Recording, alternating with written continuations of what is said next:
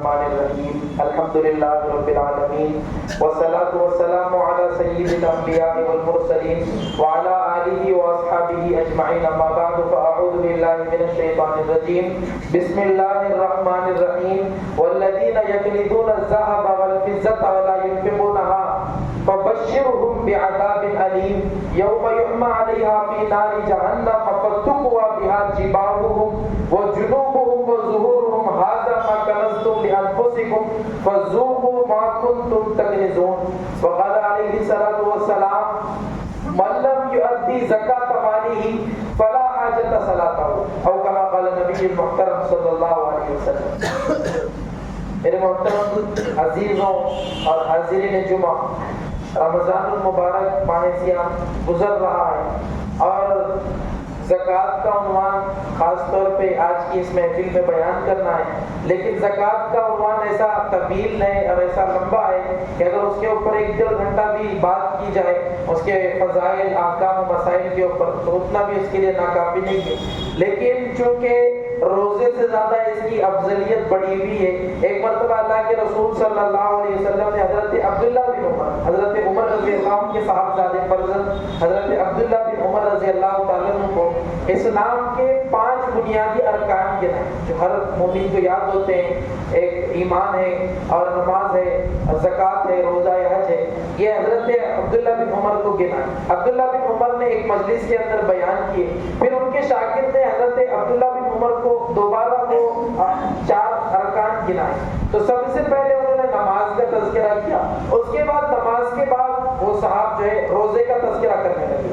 جب روزے کا انہوں نے تذکرہ کیا تو حضرت عبداللہ بن عمر نے سخت تنبیہ کی اور کہنے لگے کہ اللہ کے رسول صلی اللہ علیہ وسلم نے جس طرح بیان کیا تھا تم کیوں نہیں بیان کرتے؟ اللہ کے رسول نے نماز کے بعد زکوٰۃ کو بیان کیا تھا تو تم بھی نماز کے بعد روزہ بیان مت کرو بلکہ نماز کے بعد زکوٰۃ بیان کرو. اور اللہ رب العالمین نے قرآن حکیم کے اندر اتنی دفعہ زکوٰۃ کے حوالے سے اتنی دفعہ رہنمائی فرمائی ہے کہ تقریباً 82 مقامات ملتے ہیں جن مقامات پر اللہ کے رسول صلی اللہ علیہ وسلم کو یہ تنبیہ کی گئی اور اللہ کے رسول صلی اللہ علیہ وسلم کو یہ بتایا گیا اور ان کے اللہ کے رسول صلی اللہ علیہ وسلم کو بتایا گیا کہ زکوٰۃ جو ہے نماز کی طرح، اور نماز اور زکوٰۃ کو قرین کہا جاتا ہے، یعنی کہ بہنیں کہا جاتا ہے. حضرت عبداللہ بن عباس رضی اللہ تعالیٰ عنہ فرماتے ہیں کہ من لم یؤدی زکاۃ مالی، جو زکوٰۃ ادا نہیں کرتا فلا صلاۃ، تو اس کی نماز بھی ادا نہیں ہوتی. جس کے پاس مال ہے، اللہ نے مال دیا ہو تو اس مال کی وہ زکوٰۃ ادا نہیں کرتا تو اس کی نماز بھی ادا نہیں ہوتی. تو ہماری ذمہ داری ہے کہ ہم اس عظیم عبادت کو سمجھیں اور جانیں اور اس عبادت کو سمجھ کر اس کے اوپر عمل کرنے کی خوب کوشش کریں. اللہ رب العالمین نے مال دیا ہے، مال جو ہے محنت سے مشقت سے نہیں ملتا. یقین جانیں جہاں پر بھی قرآن حکیم کے اندر مال کا تذکرہ ہے وہاں پر اللہ رب العالمین نے فضل کا تذکرہ کیا کہ اللہ رب العالمین اپنے فضل سے مال عطا کرتے. اللہ رب العالمین مال جو ہے محنت اور مشقت کے اوپر نہیں رکھے. اگر محنت اور مشقت کے اوپر مال ہوتا تو سب سے زیادہ پیسے والے آج کے دور میں مزدور، ان کی اتنی محنت کوئی نہیں کرتا جتنی مزدور کرتے ہیں. تو یہ اللہ کی فضل کی جانب سے ہمیں مال ہدیہ ہوتا ہے، ملتا ہے. تو اس مال کے اندر ہم مال کے حق کو جانیں اور زکوٰۃ کو ادا کریں. اللہ رب العالمین نے زکوٰۃ جو ہے فرض کی ہے، جس طرح نماز فرض ہے اسی طرح زکوٰۃ بھی فرض کی ہے. اور جو لوگ زکوٰۃ دیتے نہیں، ادا نہیں کرتے، ان کے لیے وعیدیں بھی بڑی خطرناک ہیں. ابھی میں نے جو خطبے کے اندر آیتیں پڑھا ہوں 2 آیتیں، ان آیتوں کے اندر جو شخص زکوٰۃ ادا نہیں کرتا، جس کے پاس اللہ نے مال دیا ہو اور اس مال کی زکوٰۃ ادا نہیں کرتا، تو اس کے حوالے سے اللہ رب العالمین نے فرمایا کہ والذین یکنزون الذهب والفضة ولا ينفقونها في سبيل الله فبشرهم بعذاب أليم.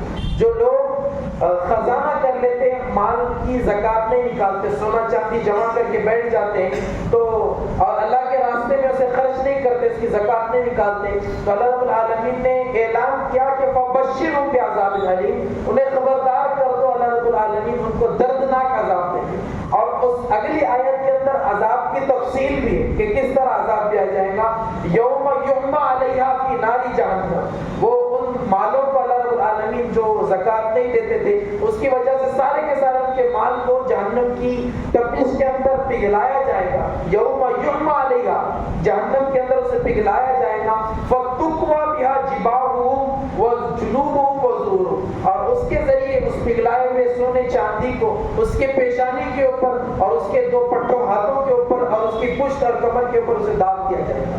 هَذَا مَا كَنَزْتُمْ لِأَنفُسِكُمْ، یہ وہ خزانہ ہے اور یہ جو وہ ذخیرہ ہے جو تم دنیا کے اندر جمع کیا کرتے تھے، فَذُوقُوا مَا كُنتُمْ تَكْنِزُونَ، تو اس کا مزہ چکھو جو دنیا کے اندر تم جمع کرتے تھے۔ تو یہ اس کے اوپر بڑی وعید اللہ رب العالمین نے نازل کی ہے۔ تو ہمیں بہت زیادہ ڈرنے کی بات ہے جس کو اللہ رب العالمین نے مال دے دیا ہو اور مال دینے کے باوجود وہ مال کی زکوٰۃ ادا نہیں کرتا، مال کے حق کو نہیں جانتا، تو اس کے لیے بڑی ہلاکت کی اور بڑی گمراہی کی بات ہے۔ ایک جگہ قرآن حکیم کے اندر اللہ رب العالمین نے فرمایا وَيْلٌ لِّكُلِّ ہُمَزَةٍ لُمَزَةٍ، ہر کان تشنی کرنے والے کو، چیخنے والے کو، چلانے والے کے اوپر ہلاکت ہے۔ الَّذِي جَمَعَ مَالًا وَعَدَّدَهُ، جس نے مال کو جمع کیا اور گن گن کے رکھا۔ مال کو جمع کرتا ہے آدمی، تنخواہ آتے ہی گننا شروع کر دیتا ہے اور تجارت کے اندر نفع ہوتے ہی بڑا خوش ہوتا ہے کہ بھئی آج تو بڑی رقم میرے پاس موجود ہے، تو اس کے اوپر وعید ہے وَيْلٌ الَّذِي جَمَعَ مَالًا وَعَدَّدَهُ، اس کے لیے ہلاکت ہے جس نے مال کو جمع کیا اور اس کو بار بار گن کے رکھا۔ الَّذِي جَمَعَ مَالًا وَعَدَّدَهُ يَحْسَبُ أَنَّ مَالَهُ أَخْلَدَهُ، انسان کے گمان کرتا ہے کہ اس دنیا کے اندر ہمیشہ رہے گا۔ اللہ رب العالمین اس بات کی نفی کر رہے ہیں کلا، ہرگز ایسا نہیں ہو سکتا کہ ساری زندگی اس دنیا کے اندر رہے۔ لَيُنبَذَنَّ فِي الْحُطَمَةِ، اللہ رب العالمین اس کو جہنم کے اندر پھینکیں گے، اور پھینکنے کی کیفیت آپ دیکھیں کہ الفاظ کے اندر کتنا زیادہ سختی ہے کہ لَيُنبَذَنَّ فِي الْحُطَمَةِ، لَيُنبَذَنَّ فِي الْحُطَمَةِ۔ آپ ترجمے کی طرف بعد میں جائیں، الفاظ کی طرف غور کریں کہ الفاظ کے اندر اتنی سختی ہے تو اس کے معنی کے اندر کتنی سختی ہوں گی۔ اس کے بارے میں علماء نے لکھا ہے کہ جب عرب کہ جو لوگ ہوا کرتے تھے ان کا جوتا بالکل بوسیدہ ہو جایا کرتا تھا اور پہننے کے قابل نہیں رہتا، تو وہ لوگ تھوڑا سا اسے ایک دو مرتبہ ریپیئر کرا لیتے تھے، سدھار لیتے تھے، اور جب بہت زیادہ خستگی کی حالت کے اندر اور خرابی کے اندر وہ پہنچ جاتا تھا تو وہ اپنے پیر سے نکالتے تھے جوتے کو اور بڑی حقارت کے ساتھ اسے اپنی نظروں سے دور کرتے ہوئے پھینک دیتے تھے اور کہتے تھے کہ نبضت النعل، میں نے جوتے کو حقارت کے ساتھ پھینک دیا۔ تو اللہ رب العالمین نے وہ جملہ اختیار کیا جو شخص مال جمع کرتا ہے اور گنتا ہے کہ کلا لَيُنبَذَنَّ فِي الْحُطَمَةِ، جو شخص مال جمع کرے گا وہ ہرگز اس دنیا کے اندر نہیں رہ سکتا۔ لَيُنبَذَنَّ فِي الْحُطَمَةِ، ہم ضرور بضرور اسے جہنم کے اندر حقارت کے ساتھ ڈال دیں گے۔ وَمَا أَدْرَاكَ مَا الْحُطَمَةُ، اور اللہ نے سوال اٹھایا کہ کیا تم جانتے ہو کہ حطمہ کیا ہے؟ نار اللہ الموقدہ، وہ ایسی آگ ہے جس کو اللہ نے سلگایا۔ انسان کی سلگائی ہوئی آگ نہیں ہے، انسان کی سلگائی ہوئی آگ ہوتی تو پانی سے اور مٹی سے بجھ جاتی، لیکن یہ اللہ کی سلگائی ہوئی آگ ہے۔ التی تطلع علی الافئدہ، جس کی چنگاری اور گرمی اور حدت اور شدت ایسی ہے کہ جو صرف چمڑی کو اور جلد کو نہیں گلائیں گی بلکہ دل تک پہنچ جائیں گی۔ نار اللہ الموقدہ التی تطلع علی الافئدہ، جو کہ دل تک پہنچ جائیں گی۔ انہا علیہ مؤصدہ، اور وہ اس کے درمیان ہی رہیں گی، اس کے اندر بند کر دیے جائیں گے اس آگ کے درمیان میں۔ انہا علیہ مؤصدہ فی عمد ممددہ، اور آگ کی لپیٹیں ان کے پاس آتی جائیں۔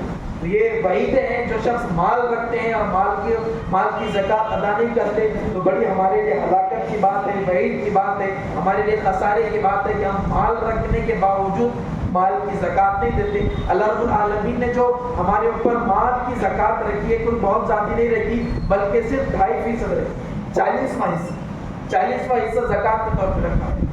بسا اوقات آدمی ذہن کے اندر اور کیلکولیٹر کے اندر یہ محسوس کرتا ہے، مثال کے طور پر کسی کے پاس 4 کروڑ روپے موجود ہے تو اس کی 10 لاکھ روپے زکوٰۃ نکال، اور کوئی شخص 10 لاکھ روپے زکوٰۃ نکال رہا ہے تو وہ شخص سوچتا ہے کہ بھئی میں اگر کیلکولیٹر کے اندر 4 کروڑ میں سے 10 لاکھ روپے مائنس کروں تو میرے پاس 3 کروڑ 90 ہی بچتے ہیں، 3 کروڑ 90 لاکھ بچتے ہیں۔ تو بڑی تکلیف ہوتی ہے اسے اس زکوٰۃ کو نکالنے کے اندر، حالانکہ یہ کوئی بڑی مقدار نہیں ہے۔ آپ دیکھیں اللہ رب العالمین نے اس کے اوپر بڑھوتری کا وعدہ کیا ہے، یمحق اللہ الربا ویربی الصدقات، اللہ رب العالمین سود کو گھٹاتے ہیں، ختم کرتے ہیں، مٹاتے ہیں، ویربی الصدقات، اور زکوٰۃ کو اور صدقات کو بڑھاتے ہیں۔ جس طرح ذہن کے اندر تو یہ تصور آتا ہے کہ ہم اور آپ اگر کوئی ایک تھیلا لے لیں اور ہمارے پاس کھیت موجود ہو اور 1-2 تھیلے ہم اگر کھیت کے اندر ڈال آئیں تو تصور یہ بولے گا اور کیلکولیٹر یہ بولے گا کہ بھئی تیرے پاس ابھی تک 2 تھیلے اناج کے موجود تھے، اب تو نے کھیت کے اندر 2 تھیلے ڈال دیا، اب تیرے پاس کچھ موجود نہیں۔ لیکن اللہ رب العالمین نے وعدہ کیا ہے کہ 2 تھیلے تم ڈال کر آؤ گے تو اللہ رب العالمین اس کے اندر 2 ٹرک تمہارا مال نکالے. تو یہ اللہ رب العالمین کا فضل ہے. اللہ رب العالمین خرچ کرنے کے اوپر اور خرچ کرنے کے اوپر اللہ رب العالمین چاہے صدقہ آدمی کرے اور زکوٰۃ کرے اس کے اندر بڑھاتا ہے. ہم زکوٰۃ کی اہمیت کو جانیں اس لیے کہ زکوٰۃ کی اہمیت روزے سے زیادہ ہے, روزے سے بڑی ہوئی زکوٰۃ کی اہمیت ہے. چونکہ بیان پہلے کرنا تھا اس لیے کہ پہلے اس کا مقام ہے, لیکن ماہ سیام آ گیا تھا, رمضان آ گیا تھا, تو گزشتہ جمعے کو جو ہے اور اس سے پہلے رمضان کے بعد احکام اور مسائل اور فضائل بیان کیے گئے تھے. لیکن دیر آئے درست آئے, ہم میں سے ہر ایک کی ذمہ داری ہے کہ ہم اپنے مال کا حساب کر کے زکوٰۃ دیں. ایسے ہی اندازہ 10-20 ہزار کسی غریب کو پکڑا دیے, کسی کو بھی دے دیے, اس سے زکوٰۃ ادا نہیں ہوتی, اس سے زکوٰۃ ادا نہیں ہوتی. اللہ رب العالمین نے 4 چیزوں کے اوپر زکوٰۃ رکھی. بھئی ذرا غور سے سماعت فرمائیے, اہم مسئلہ ہے. اللہ رب العالمین نے 4 چیزوں کے اوپر زکوٰۃ رکھی ہے, اس کے علاوہ کسی اور چیز کے اوپر زکوٰۃ نہیں, کسی اور کے اوپر زکوٰۃ نہیں. اگر 4 چیزیں آدمی کے پاس موجود ہے تو اسی کے اوپر زکوٰۃ ہوتی ہے. ایک تو آدمی کے پاس سونا ہو, آدمی کے پاس سونا ہو, چاہے استعمال کا ہو یا رکھا ہوا ہو, سونے کی ڈلی وغیرہ یا سونے کا ایک آدھا بسکٹ اٹکر وغیرہ لے کے رکھتے, بعض لوگ رکھتے ہیں, تو اٹکر وغیرہ یا کسی کے پاس بسکٹ وغیرہ موجود ہے, چاہے استعمال کے اندر ہو یا ذخیرہ اندوزی کر کے رکھا ہو, تو ایسے سونے کے اوپر زکوٰۃ. دوسرا, چاندی اگر موجود ہو, جس کی مقدار بھی آگے بتاؤں گا, چاندی موجود ہو, چاہے پہننے کے اندر خواتین استعمال کرتی ہو یا پھر بطور آپ کے پاس ادخار اور بری مصیبت کے لیے رکھا ہوا ہو, کیا آڑی ارچن کے اندر بیچ کر اس کو استعمال کریں گے. یہ 2 چیزیں. تیسری چیز, آپ کے پاس نقد رقم, چاہے کسی شکل کے اندر موجود ہو, آپ کی تجوری کے اندر رکھی ہوئی ہو, آپ نے زمین کے اندر گاڑ دیا ہو یا آپ نے بینک کے اندر رکھی ہو, کسی بھی شکل کے اندر, آپ کے اکاؤنٹ کے اندر, فون پہ, کسی کے اندر بھی اگر 41,728 روپے آپ کے پاس موجود ہوتے ہیں تو یہ تیسری قسم ہے جس کے اوپر زکوٰۃ فرض ہوتی ہے. اور چوتھی قسم جو ہے وہ مال تجارت ہے, وہ مال تجارت ہے, یعنی کہ مال کے اوپر تو زکوٰۃ نہیں ہے. مثال کے طور پہ آپ کے پاس 1 لاکھ روپے موجود ہے, 1 لاکھ روپے کے اوپر زکوٰۃ ہوتی ہے اگر 1 سال گزر جائے, لیکن آپ نے 1 سال سے پہلے اس مال سے ڈی فریج خرید لیا, بھاری قسم کی فرنٹ لوڈ آپ نے واشنگ مشین خرید لی, تو آپ کا 1 لاکھ روپے خرچ ہو گیا, تو اس کے اوپر زکوٰۃ نہیں. البتہ آپ کے پاس 1 لاکھ روپے موجود تھا, آپ نے تجارت کی, محض تجارت کی نیت سے کوئی مال خریدا, مثال کے طور پہ کرانہ دکان لگا دی یا ہول سیل کا کوئی کاروبار شروع کر دیا یا کوئی بھی قسم کے ایسے کاروبار کے اندر آپ نے انویسٹ کر دیا جس سے صرف کمانا اور تجارت کرنا مقصود ہو, آپ کے ذاتی استعمال کے اندر نہ ہو, تو ایسے مال کے اوپر اللہ رب العالمین نے زکوٰۃ رکھی. ایسے مال کے اوپر ان 4 ہی مسائل, اس کے علاوہ کسی کے اوپر آپ کیا چاہے ہیرے پڑے رہنے دو, پلیٹینم گولڈ پڑے رہنے دو, اس کے اوپر زکوٰۃ نہیں. صرف آپ کے پاس سونا ہے, چاندی ہے, نقد روپیہ پیسہ ہے اور مال تجارت, اس کے علاوہ کسی کے اوپر اللہ رب العالمین نے زکوٰۃ نہیں رکھی. یہ 4 مصرف ہے, یہ 4 چیزیں آپ کے پاس, یہ کوئی چیز اس میں سے موجود ہو تو اس کے اوپر آپ کو زکوٰۃ دینی ہوگی. اور زکوٰۃ دینے کا آسان طریقہ یہ ہے کہ سبھی کے پاس اللہ نے مال دیا, سونا چاندی سبھی کے پاس ہوتی ہے, مال تجارت بھی ہوتا ہے, تو اس کا آسان طریقہ یہ ہے کہ آپ ایک پیپر لے لیں اور ایک پیپر کے اوپر آپ کے پاس کتنا سونا ہے لکھ لیں, چاندی کتنی لکھ دیں, نقد رقم کتنی لکھ لیں اور مال تجارت لکھ لیں. اور سونا جس وقت میں آپ خریدے تھے تو اس کے اعتبار سے زکوٰۃ نہیں, آج کی ویلیو کے اعتبار سے زکوٰۃ دینی ہوگی. آپ نے 35,000 سے سونا خریدا تھا تو 35,000 کے حساب سے زکوٰۃ نہیں دینی ہوگی, بلکہ آج جو ہے 60,000 روپے اس کا ریٹ مارکیٹ ویلیو چل رہا ہے, تو آپ کو 35 نہیں بلکہ 60 کے حساب سے زکوٰۃ نکالنی. اور چاندی کا کیسے ہی, اور آپ کے پاس نقد رقم ہے 41,728. 3 اپریل کو میں نے حساب کیا تھا, 41,728 روپے آپ کے پاس اگر موجود ہے 3 اپریل کے حساب سے, اگر اتنا رقم آپ کے پاس موجود ہے اور 1 سال گزر جائے تو اس کے اوپر زکوٰۃ دینی ہوگی. اگر آپ کے پاس 40,000 ہے تو پھر آپ کے اوپر زکوٰۃ فرض نہیں ہوگی. آپ کے پاس 41,700 کے اوپر رقم ہونی چاہیے, چاہے وہ بڑھ کر کتنی چلی جائے, کروڑوں کے اندر چلی جائے یا لاکھ روپے کے اندر چلی جائے, اس کے اوپر آپ کے اوپر اگر رقم ہوگی تو اس کے اوپر آپ کو زکوٰۃ نکالنا ہوگا. 2.5% 40 پیسہ نکالنا ہوگا. ساری چیزوں کو آپ کاؤنٹ کریں, چاندی کتنی ہے, سونا کتنا ہے, رقم کتنی ہے, اور آپ کا مال تجارت ایک تخمینہ پیش کر لے. کرانہ دکان کے اندر ایک چیز 5-5 روپے کی چیز گن نہیں سکتا, ایک اندازہ مار لے کہ بھی اتنا میری دکان کے اندر سامان ہے, اور اس تمام کا جو ہے تمام ایک جگہ رقم جمع کرے آج کے ویلیو کے حساب سے اور اس کو 40 میں تقسیم کرے. جتنی رقم 1 لاکھ روپے ہے اس کو 40 کے اندر تقسیم کر دے, حاصل تقسیم جو آئے گا وہ آپ کی زکوٰۃ ہے. اور زکوٰۃ کو جو ہے مستحقین تک بھی پہنچانا ضروری ہے. ایسا بھی کوئی چلتا پھرتا فقیر ہے اٹھا کر دے دیا ایسے سے زکوٰۃ ادا نہیں ہو، بلکہ آپ کو کسی صاحب حق کو زکوٰۃ پہنچانا ضروری ہے جو حقدار ہے. اور زکوٰۃ بھی جو ہے آپ ہر کسی کو نہیں دے سکتے، بلکہ آپ اصل اور نسل کو تو زکوٰۃ دے ہی نہیں سکتے. اصل اور نسل یعنی کہ جس سے آپ پیدا ہوئے، آپ کے والد ہے، والدہ ہے، دادا ہے، دادی ہے، نانا ہے، نانی ہے، ان کو آپ زکوٰۃ نہیں دے سکتے اور نہ نسل کو زکوٰۃ دے سکتے. آپ کا بیٹا ہے، پوتا ہے، نواسا ہے، نواسی ہے، پوترا ہے، پوتری، اس میں سے کسی کو آپ زکوٰۃ نہیں دے سکتے. البتہ ساس کو زکوٰۃ دے سکتے ہیں، سسرے کو زکوٰۃ دے سکتے ہیں. میاں بیوی بھی ایک دوسرے کو زکوٰۃ نہیں دے سکتے. آج کل لوگ کما رہے ہیں، بیویاں بھی کما رہی ہیں، لاکھوں روپے تنخواہیں، تو وہ شوہر کو زکوٰۃ نہیں دے سکتی. البتہ وہ ساس کو اپنی زکوٰۃ دے سکتی ہے، سسرے کو زکوٰۃ دے سکتی ہے، بھائی بہن کو دے سکتی ہے.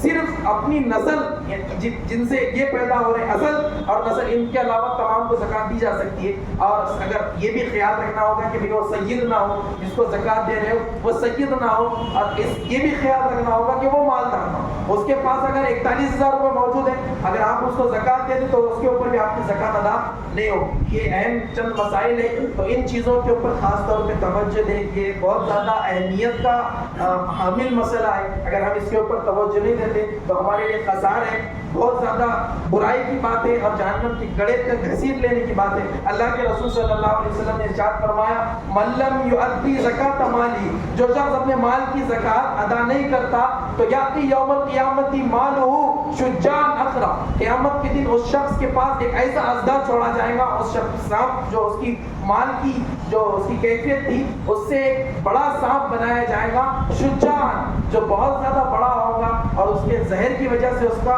سر ٹکلا ہو گیا ہوگا، اتنا زیادہ زہریلا ہوگا. وہ سانپ ہمارے اوپر مسلط کیا جائے گا، گلے کے اندر ٹوپ ڈالی جائیں گی اور جہنم کے اندر پھینک دیا جائے گا. پیشانی پر، پہلوؤں پر اور پیٹھ کے اوپر ہمارے یہ سونے کے ذریعے داغ دیا جائے گا. تو ہمارے لیے بہت زیادہ سوچنے کی نقطۂ فکر ہے کہ اگر ہمارے پاس مال موجود ہے تو کسی سے بھی آپ مل کر، آپ کو اگر حساب نہیں آتا تو کسی مجھ سے مل سکتے ہیں، کسی اور جس کے اوپر آپ کو اعتماد ہے اس سے مل کر اپنا مسئلہ حل کرا سکتے ہیں. تو چنانچہ ہماری ذمہ داری ہے کہ ہم زکوٰۃ کے مسئلے کو سمجھیں اور اس کے اوپر عمل پیرا ہونے کی کوشش کریں. اور ایک بات کہہ کر اپنی بات کو سمیٹتا ہوں، وقت بالکل ختم ہو چکا ہے اور وقت بڑھ بھی گیا ہے، لیکن اہم مسئلہ ہے اس لیے کہ آنے والی جو جمعہ ہے وہ 22 رمضان کی، اور چونکہ اعتکاف کا مسئلہ 20 رمضان کی شب سے یعنی کہ 19 رمضان کو جب افطار کرتے ہیں تو 19 رمضان کی افطار آپ کو مسجد میں کرتی ہو، تو وہی آپ کی جب 19 رمضان کی افطار آپ مسجد کے اندر کریں گے اور 10 دن کا اعتکاف کریں گے تو یہی اعتکاف سنت مانا جائے گا. اگر آپ اس کے ایک لمحہ بھی اگر باہر جاتے مغرب کے بعد اگر آپ جا کر بیٹھتے ہیں تو آپ کا سنت اعتکاف نہیں ہوگا بلکہ یہ نفل اعتکاف ہوگا.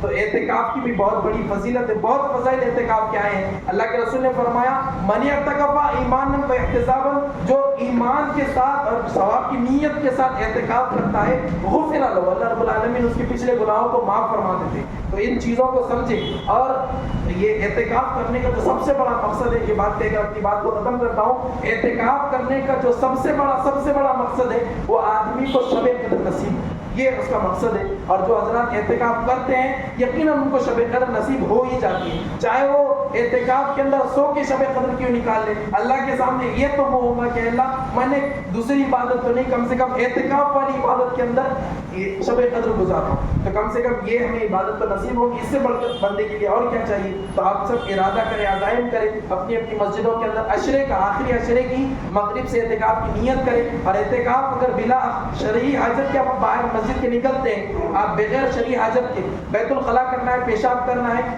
شرعی غسل کرنا ہے، ان کے علاوہ آپ کوئی بھی مسئلے کے تحت مسجد سے بلا وجہ باہر نکلتے ہیں تو آپ کا اعتکاف ٹوٹ جائے گا. اور اعتکاف ٹوٹ جانے کے بعد آپ کا جو ہے اعتکاف ختم ہو جائے گا. پھر آپ جتنی چاہے 2 گھنٹے 3 گھنٹے اعتکاف نفلی کر سکتے ہیں. اللہ رب العالمین کہنے زیادہ مجھے سب سے پہلے اور تمام کو عمل کرنے کی توفیق عطا فرمائے.